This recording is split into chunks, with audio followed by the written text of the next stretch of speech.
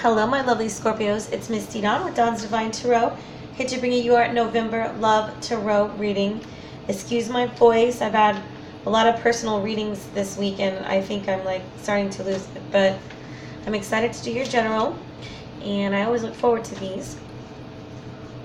Even though my general readings can get a little crazy because there's all kinds of storylines coming through, I try to pick, out the things that I see and make them, make sense to you, even though I'm reading for a lot of different people. But you can definitely get a better picture of your situation by checking your moon, rising, and your Venus sign. And also, please contact me for personal reading. That's really the best way that you can tell what's going on with your issue or your situation, okay? So, and my contact info is below. So anyways, getting back to this November love spread. Oh, Scorpio. I love you guys. I love Scorpios. Y'all are amazing. Truly. But man, I don't know what is going on in November, but you have some intense energy, some heavy things. Current situation, first off, is let your friends help you. The situation is calling for you to have faith and to seek out help from your friends. So a lot of you may have recently separated from someone or you've just been single for a while and you're kind of getting, complacent and, possibly even sad about that because you're wanting somebody to be with. And then here you are, Scorpio. The Death card. Now this can represent your energy just going after, letting your friends help you. Possibly pursuing an earth sign. Virgo, most likely, but could be a Taurus or a Capricorn because they're what follow. Or it can just talk about how you put an ending to something. Recently something did end when it came to a relationship, and now you're having to let your friends help you. You possibly just broke up with a Virgo, Taurus, or Capricorn. We have the Queen of Pentacles here and the Hermit card. Or you're going within and you're healing. Or you found out that the person that you were wanting to be with is with someone else. You see how it has that couple in the background? So you're trying to get help from your friends to get out of that sad, depressive state, which no one likes to stay in for long. Excuse me. How you feel about the situation is you're just putting attraction out there. You're raising your vibration level. You're taking care of yourself. You're pulling in all that love for you. It's about a lot of self-love this month, and healing. And that's how you attract romantic love, is by loving yourself, raising your vibration. And you're practicing a lot of strength this month, a lot of inner strength. Maybe you are healing and you're having to address some issues that are affecting the way that you view love or partnerships. And you're kind of taming those issues. Raising your vibration, growing spiritually, growing emotionally. It's a beautiful thing. Self-love and to grow. Learn from past mistakes. You're definitely moving forward, though. The Chariot card here. Lovely. You're definitely moving forward. You're going to be putting this behind you and healing.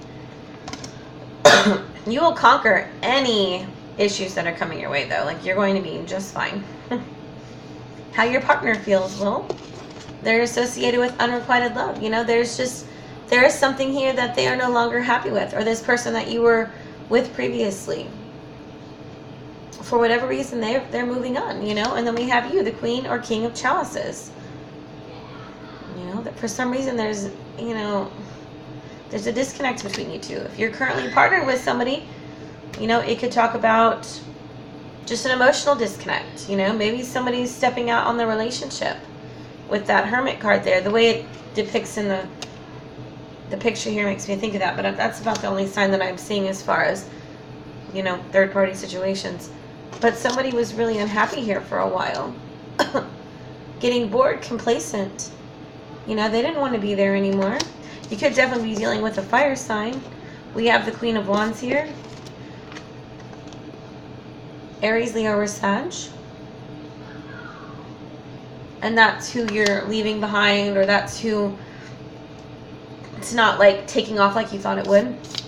You know, and they're making a judgment call. You know, they're figuring things out for themselves.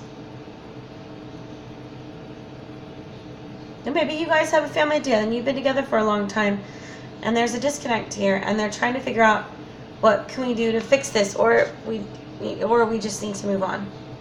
You know, because this is a family here. Heavy energies, you know. But no matter what is happening with this person, you know, you have to just love yourself, take care of yourself, practice, you know, self-care in November as much as you can. I know it gets crazy, but practice self-care, okay? So the obstacle we have here is honeymoon. For me, though, in this deck, I don't feel like it's like a vacation card. For me, it's more like people being far away, somebody even leaving, because we have the boat there. It reminds me very much of like the Six of Swords kind of energy. I don't know why that reads to me the way it is, but that's just what I'm feeling here. So the obstacle I feel is like you guys are apart from each other. Maybe somebody just physically left, or you're in a long distance partnership and you're trying to figure out you're making a judgment call about it. Do you stay? Because it's kind of boring, because there's not a lot of passion here. We're so far away from each other. But there's like this problem here, like people are not uniting together with the Two of Wands. They're not coming together. You know? They're not going after each other. Your partner is not going after you. You're not going after them. If you're single, the person that you're interested in, you guys just are not coming together. I still feel like this has to do with, you know, it's like maybe you were hoping for reconciliation, and you were trying to move it forward with them, but they're just like done. And Spirit is saying you need to free yourself. It's time to take control back of your life, Scorpio. You know, here again we have another fire sign, or the same one, Aries, Leo, or Sag. But you need to free yourself from this person. You know, you've got the Two of Cups here and the Ten of Cups. Chalices in this deck. It's like once you free yourself, you're going to meet somebody. You know, when you're emotionally cleansed and you're not holding on, you know, you've got a beautiful connection coming through. And it could be that you're freeing yourself from an earth sign and you have a fire sign coming in that changes things up for you. And it's just real emotionally fulfilling. And it can also be talking about, you know, just taking joy in being single for a while and taking care of yourself and loving yourself and not having to worry about, you know, people and dealing with relationships, because relationships aren't fun to deal with if they're not, you know, equal. And then we have healing. Throw all my cards. You do have a lot of healing right now, because you do have an ending, Ten of Swords. But this is about transforming pain into power. You know, you have completion here. Ten of Cups, Ten of Swords, you know, Judgment. You've all these, you know, the Death card. I mean, these transformations and completions. You're completing a life cycle and you're doing a lot of healing right now. But it's painful. It's painful when things we want don't go the way that we want. There's disappointment and sadness, and, you know, I mean, if you're married, I'm not seeing it. If you're married or coupled, I'm not seeing it.